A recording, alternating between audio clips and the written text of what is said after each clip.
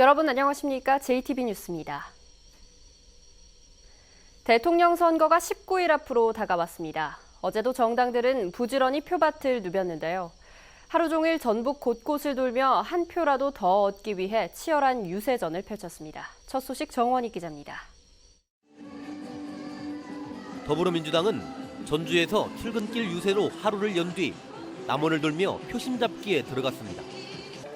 문재인 후보가 낙후된 전북의 발전을 이끌 적임자임을 내세웠습니다. 기호1번 문재인 후보를 꼭 찍으면 전라북도 출신 장관을 꼭 임명하겠다. 청와대 새만금 전담부서를 두어서. 자유한국당은 전주를 시작으로 익산의 재래시장과 도심을 돌며 표심을 자극했습니다. 전북의 4위 홍준표 후보가 호남의 발전을 이끌겠다고 강조했습니다. 다시는 홀대받는 전북이 아니라 우리 사이로부터 절받는 존경과 칭송이 넘쳐나는 전북으로 거듭나 봅시다. 전주에서 출근길 유세를 마친 국민의당은 익산과 군산을 중심으로 표밭을 누볐습니다. 미래 비전을 갖고 경제를 살리는 안철수 후보뿐이라고 호소했습니다. 가장 미래 비전을 가지고 있는 후보, 가장 철학을 가지고 있는 후보, 안철수 후보가 되어야 3만 불 시대를 돌파하고. 바른정당은 전주 도심과 재래시장에서 보수의 새 희망이 되겠다며 표심 모으기에 주력했습니다. 진정한 보수는 유승민 후보인 만큼 끝까지 지켜달라고 강조했습니다. 깨끗한 나라, 따뜻한 보수라는 슬로건을 가지고 있습니다. 거기에 걸맞게 우리 유승민 후보 보수의 약점은 보완하고 보수의 강점은 더욱 계승 승화시킬 수 있는. 정의당은 군산대를 찾아 청년들과 만난 뒤 군산 도심을 돌며 촛불혁명의 계승자임을 내세웠습니다.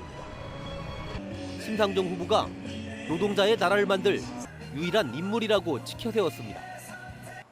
돈이 실력이 아니라 땀과 노력이 실력인 사회를 만들겠습니다. 대선을 꼭 20일 남겨놓은 가운데 선거 전의 열기가 곳곳에서 갈수록 뜨거워지고 있습니다. JTB 뉴스 정원익입니다. 선거운동이 본격화하면서 정당들이 앞다투어 전북 관련 공약을 내놓고 있습니다. 주요 정당 후보들의 전북 관련 공약을 하원호 기자가 정리했습니다. 더불어민주당 문재인 후보의 역점 공약은 전북을 농생명 산업의 수도로 만들겠다는 겁니다. 혁신 도시에서 새만금을 연계한 아시아 스마트 농생명 밸리를 구축할 것입니다. 이 밖에도 농생명을 특화한 제3금융중심지 지정, 탄소산업 집중 육성, 문화와 생태 음식 등 체험 인프라 조성 등을 약속했습니다. 국민의당 안철수 후보도 첨단 농식품 산업 육성을 핵심 공약으로 내세웠습니다. 농식품 생명 산업의 허브를 만드는 것, 그다음에 혁신도시 조성과 관련해서 연금공단이 들어와 있습니다. 이와 관련해서 금융 허브를 만드는 것. 백제 역사문화벨트 조성과 새만금 국제공항 등 SOC 구축, 탄소산업진흥원 설립 등 글로벌 탄소밸리 조성을 제시했습니다. 자유한국당 홍준표 후보는 새만금을 동북아 물류관광단지로 육성하고 탄소 복합소재 클러스터를 조성해 성장 동력을 확보하겠다고 밝혔습니다. 바른정당 유승민 후보는 새만금 특별회계 마련 등 속도감 있는 개발과 국가식품 클러스터 2차 산업단지 조성을 약속했습니다. 정의당 심상정 후보는 로컬푸드 육성 전문기관 설립, 새만금 해수유통과 조력발전소 건립 등 개발 공약보다 지속 가능한 발전에 역점을 뒀습니다. 하지만 심상정 후보를 제외한 대부분의 공약이 전라북도가 추진하거나 요구했던 사업이어서 새로울 게 없고 심 후보의 공약은 대선 공약으로 무게감이 떨어진다는 지적을 받고 있습니다. JTB 뉴스 하원호입니다. 군산시가 소하천 정비 사업을 추진하면서 국가보조금을 멋대로 사용했다가 감사에 적발됐습니다.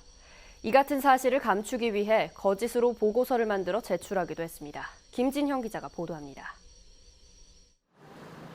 지난 2011년부터 범람 등 재해에 대비한 정비 사업이 진행된 하천입니다. 정부는 33억 원을 지원했습니다. 군산시도 33억 원을 부담하기로 했습니다.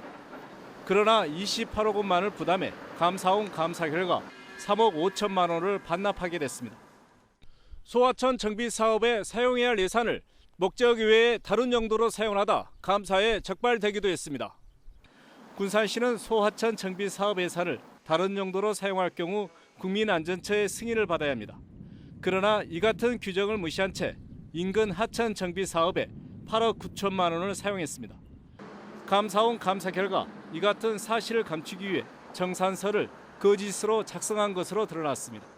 처음으로 이제 소하천 정비라는 예산 방법이 오다 보니까 이걸 정확하게 구분을 못해서 쓴 거 있더라고요. 시민단체는 군산시가 국가 보조금을 규정대로 사용하지 않아 주민들이 그 피해를 따게 됐다는 지적입니다. 국민안전처나 아니면 소방이라든가 이쪽에서 군산시 예산을 줄 때 사실은 투명하게 쓸 수 있겠냐라고 하는 의구심을 갖게 되고 예산 편성에 있어서 불이익을 받을 수 있다고 생각합니다. 감사원은 군산시가 멋대로 사용한 12억 원에 대한 한수 조치 결정을 내려 군산시는 시민이 낸 세금으로 고스란히 반납하게 됐습니다. JTB 뉴스 김진영입니다.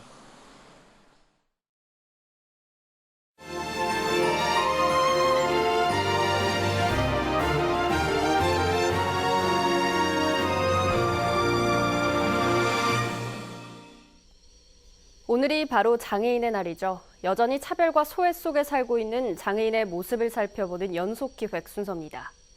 장애인은 대표적인 교통약자인데요.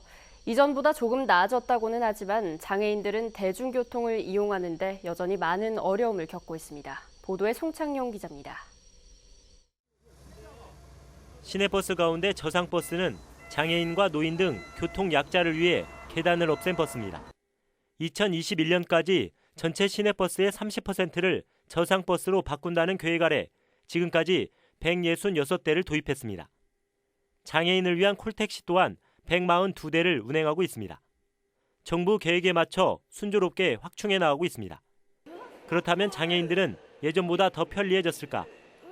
지체 장애인인 장미경 씨는 지난달 저상버스에서 내리다 다리를 다쳤습니다.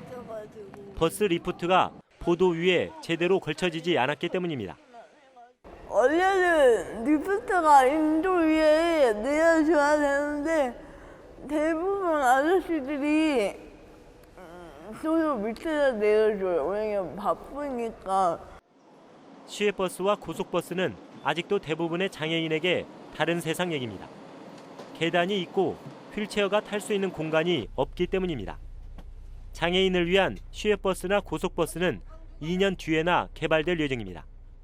기차 타고 나가거든요. 역 가가지고 나가거든요. 근데 아직까지는 터미널로 가서 제가 이동해 본 적이 없어요. 개발이 완료되면은 2019년부터 우리 도에서도 보급될 수 있도록 우리도 준비를 착실히 해나가겠습니다. 전북은 지난해 교통복지 평가에서 전국 10개 시도 가운데 가장 낮은 점수를 받았습니다. 갈 수 있는 곳이 한정이 돼 있죠. 그러다 보니까 아직까지도 매우 불편함이 있는 상황이죠. 이전보다 나아졌다고 하지만 장애인의 이동권은 여전히 제대로 보장받지 못하고 있습니다. JTB 뉴스 송창용입니다. 완주군이 농축산물을 가공식품으로 만드는 전문 가공센터를 만들었습니다. 부안군이 줄포면 상권 활성화를 위한 상품권을 발행합니다. 권대성 기자가 취재했습니다. 완주군이 과실류와 축산물을 가공해서 6차 산업의 수익 모델을 만들기 위한 농업인 전문 가공센터를 열었습니다.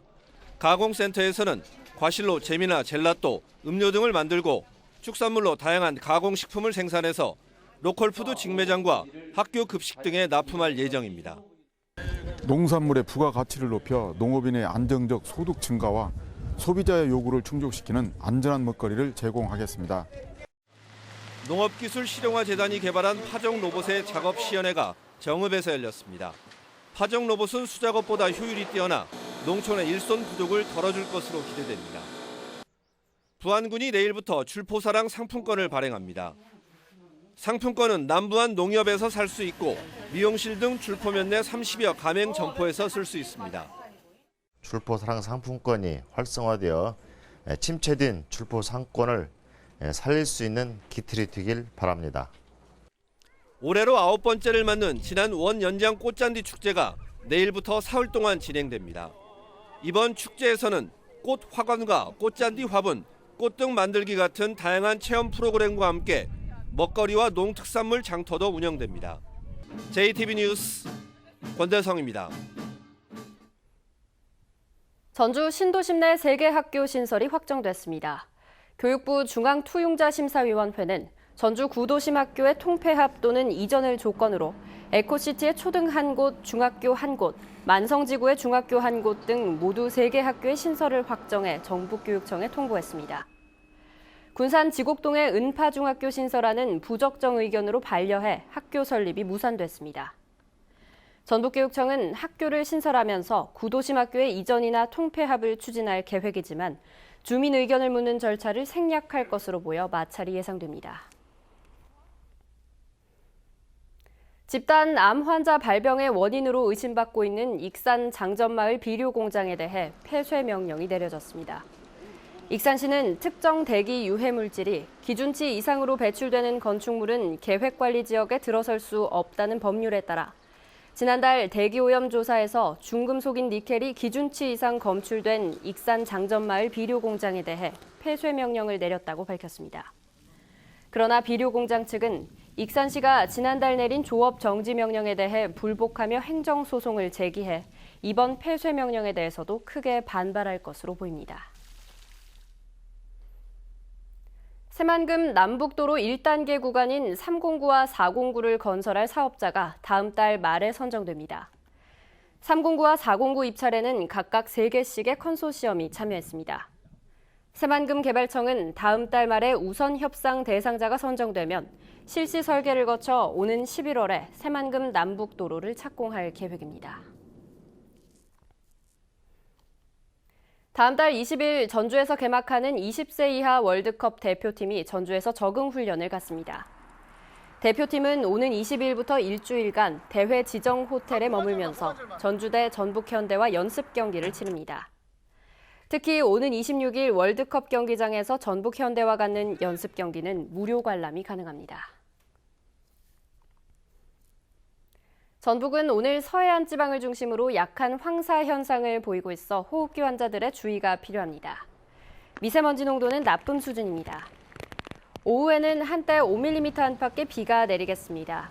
낮 최고 기온은 전주 17도 등 15도에서 18도로 어제보다 조금 낮겠습니다. 내일과 주말인 모레는 구름 많은 날씨를 보이겠습니다. 전주기상지청은 황사 현상이 점차 사그라들다 비가 온 뒤에는 거의 사라져 대기질이 좋아질 것으로 내다봤습니다.